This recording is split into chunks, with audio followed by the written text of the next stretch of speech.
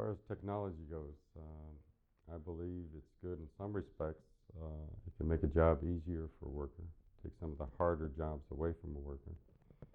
But I also believe it replaces workers. As far as new technology at NUMI,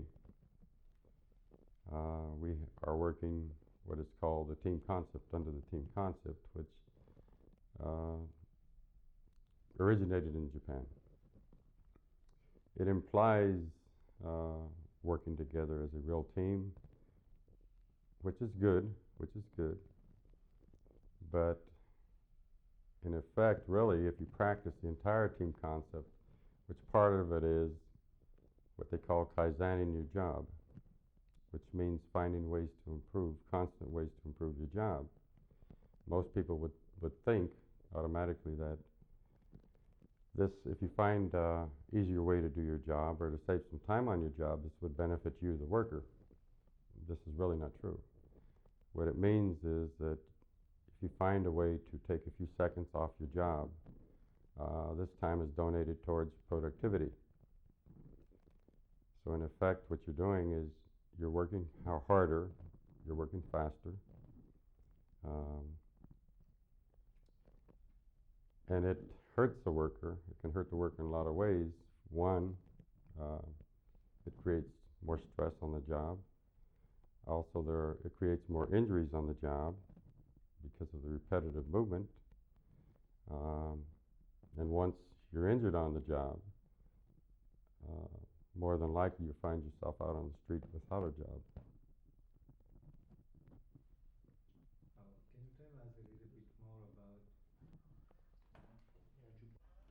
So what I was asking you, you have been also working on the line at the General Motors, for years.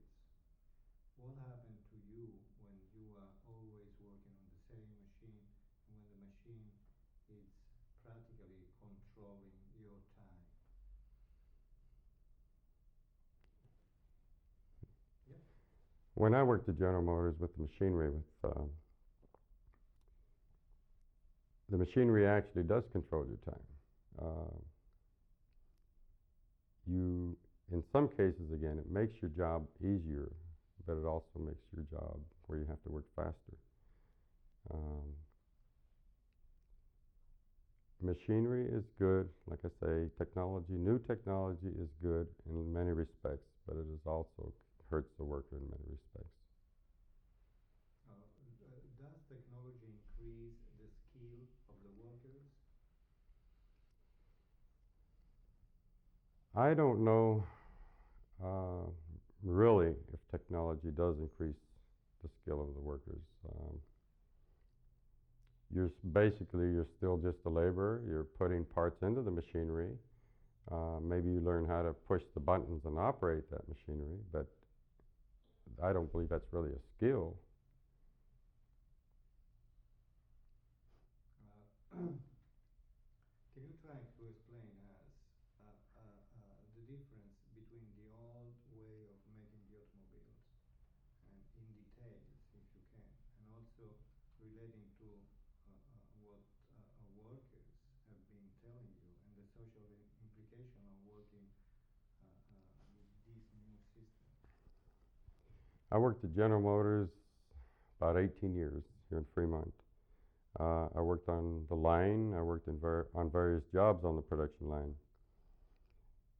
The work pace, the difference between NUMI and General Motors is that the work pace is much faster. Although I've never worked on the line here at NUMI. I am an employee of NUMI, but I've spoke to many, many employees at NUMI. So in some areas of the plant, the work pace is tremendous. It's hard for people to keep up. You take an older worker, well, when I say older, maybe 50 years old, that works on the line, it's very telling on that person at the end of the day. And there have been some people that have told me they don't know if they can make, how long they'll be able to work, at that pace, at that work pace. At General Motors, when you worked on the production line, the work pace was much slower. Of course, they built less cars per hour than NUMI does now. and NUMMI has a smaller workforce than GM did. But that again is because of this team concept where they want you to work, you know, every second of that time, of the time they're paying you. They want you to practice again in ways to improve your job and eliminate what they refer to as muda, waste. That's good for the company, but it doesn't benefit the worker in a sense. Now the company may come back and say, oh, well, it does benefit the worker because now we're more cost efficient and what have you. But what happens to that worker working at that pace? You know, sure, they keep the plant open and they build more cars, but still, what's happened to that human being that's on that line building it for them? So let's talk a little bit more about what happened to the human being working there. Well, here at General Motors, if an employee was injured on the job, there was a provision in the United Auto Workers National Agreement, which is negotiated in Detroit. It was called paragraph 72. In that provision, it was stated somewhat like, if you were injured on the job, the company had to find a job you could do within your restrictions, your modifications, without displacing seniority. Here at New United Motors, we have no such protection. If a person is injured on the job, ultimately they'll be without a job because I guess the company's viewpoint is here at NUMMI, if you can't give 100%, they don't need you or want you. Why do you believe the workers adjust themselves to work in such difficult conditions, you know, with the speed increasing? You know, jobs, there's not many good paying jobs, and there's not many good paying jobs that have benefits also, medical benefits and what have you. In the Bay Area here, where we're at now, here in Fremont, a few years back, there were many big employers, Caterpillar, Mack Truck, Ford Motor Company, Milpitas, General Motors here in Fremont. They're all gone. So all of a sudden here we have this joint venture called NUMMI. It's union, you know, represented by a union, which means better benefits and better wages. And there it is. Everybody wants a job there. They've heard a lot about it. To start with, a lot of people heard how great it was to work there, that NUMMI was such a great company and how it was like one big happy family. And it's attracted a lot of people, the wages, the benefits, and what they were hearing about it itself. There aren't very many good paying jobs around. And if you look around you every day, you read a newspaper or listen to the news, one factory after another is closing. And it's not just auto, it's all industry. This makes it very attractive for somebody to try to get a job at NUMMI. That's why one of the reasons the workers work harder. And also the International Union as well as the company. They let you know that there's thousands of people out there that would like your job if you can't do it or don't want it. This is one reason people will put up with more and work harder and give more. It's a stress. It's a stress type thing.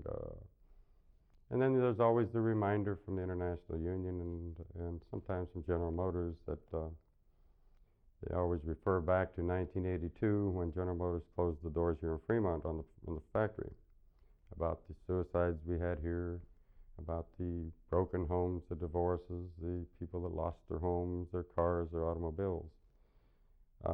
And it's true. This did happen. We had 8 suicides here, and people did lose their homes. There were many divorces. But I don't believe anybody has that right. General Motors, the union, NUMMI, nobody has that right to keep shoving this down people's throat. They know what they lost. They don't have to be reminded that they lost everything they had. But this is kind of a way to keep people in line and keep them working hard. Don't complain, you got a job. At least you have a job, they'd like to tell you. But this isn't right. Do you believe that that is also because do you believe that the present situation has something to do with competition and with cars being built in Mexico, in other countries, where the labor is more cheap? I believe today that most factories, including auto, especially auto, uh, the corporations, they would like you to believe that we have to be more cost effective, and in order to be cost effective, they want you to give up something you've enjoyed. Concessions, it's called. Maybe work for a lower wage, maybe give up some of your benefits you have. And they always say because of the foreign imports, they say they're killing us. I don't believe that for a second, and anybody that does, is too smart, because General Motors, Ford, and Chrysler, taking the auto industry in general, they're the big three. They are the imports. They're the ones that are in partnership in Japan, in Korea, in Mexico, where have you. They're building their plants in Mexico. Yet they want to bring the product here and say the imports are hurting us. They are the imports, but they want us to pay the price. They want the workers, they want the unions to pay the price. And it shouldn't be that way. Unfortunately, there are no strict tariff laws, so they can do this and get away with it. The UAW at one point in time, some years back, pushed hard for what they called the content bill. That was for legislation to implement this law to limit the amount of imports coming into the United States. Of course, GM and Chrysler and Ford, they talk about it a lot. They don't want no restrictions because, again, as I said, they are the imports. Oh, can you tell us something a little bit more about the concept of working as a team? I mean, is again a new way of increasing production at the expense of the workers, or what? I mean, what do you think? Well, I believe, again, the team concept, it implies on the face of it that it's exactly that, a team. A team works together. Okay, that's good. Again, that's good. But really, I believe what I've seen about the team concept is that they get more out of you, more productivity. For instance, the kaizening of the jobs, that benefits the company, not you. Eliminating the waste, that benefits the company, not you. Um, I don't know. So, generally speaking, I mean, since you have been working in this field for 20 years almost, okay, how do you relate and what do you believe about technology? Is technology something that is making the life of workers better and more easy? Can you tell me a little bit more? Because the idea of also of technology has been always that it would make everybody's lives much better. I believe, again, the technology is, I believe it really replaces workers. I really believe that. An example I think might be is Fairfax, Kansas, in Kansas City. There was a GM plant there. Uh, they had maybe 4,000 people working there. They closed that plant. They built a new plant with more robotics, more machinery, more technology, also with some portions of this team concept that they implemented. When General Motors closed back here this plant here in Fremont in 1982, approximately 800 of these workers relocated to Kansas. That's when the old plant was running. They worked, they had jobs. After they implemented the team concept there, they closed that plant. And then they opened a new plant. They implemented the team concept, had more robotics and machinery. All these 800 people are no longer working. They don't have jobs. They are laid off. They are on indefinite layoff. So I don't believe technology honestly helps the worker. No.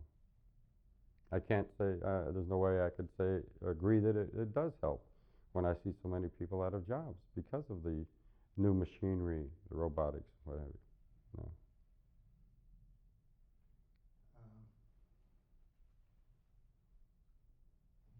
workers resist to new technologies?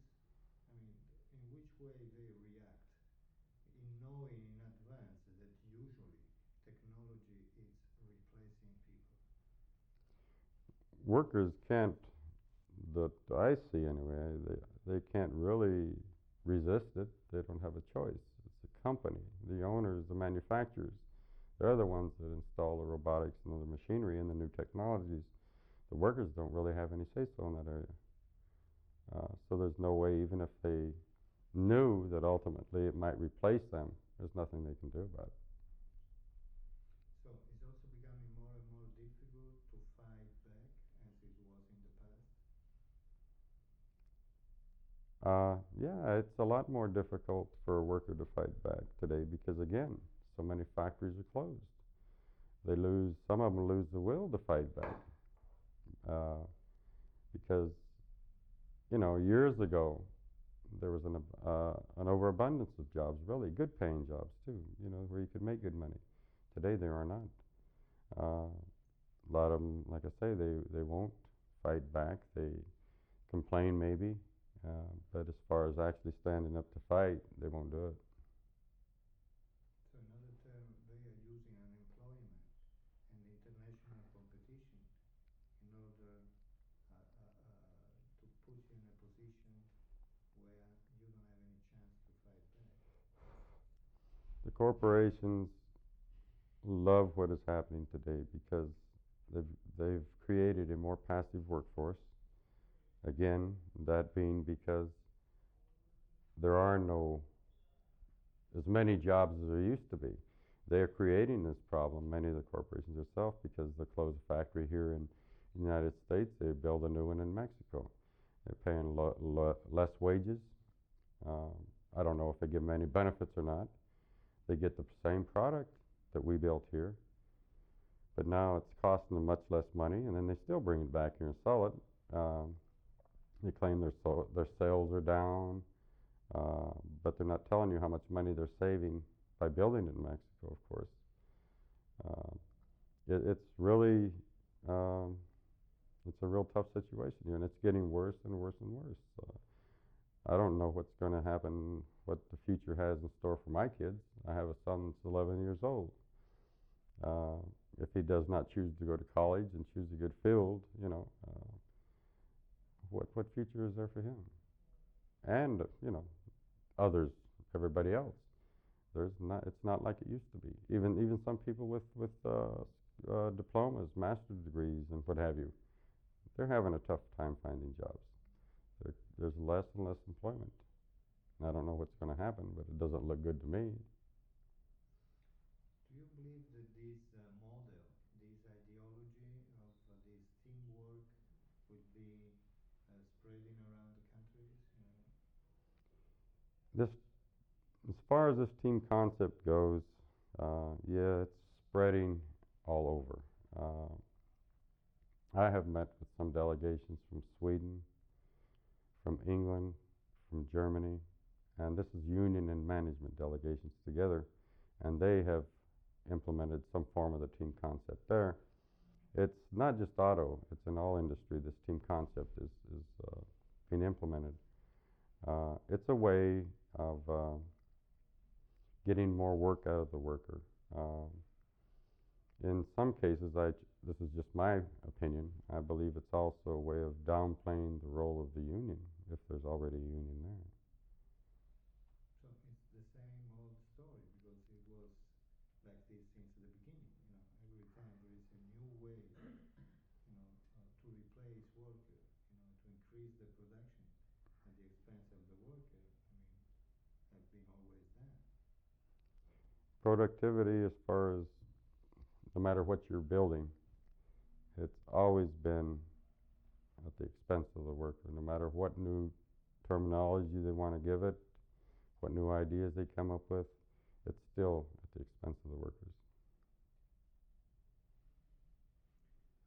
When you were working on the line at the General Motors, did you have a feeling that the machine was controlling your life and your time? Can you say something about it? When I worked at General Motors on the line, I never felt the machinery itself was controlling my life. The company was controlling my life, of course. The machinery, in some respects, did definitely control my time, yes.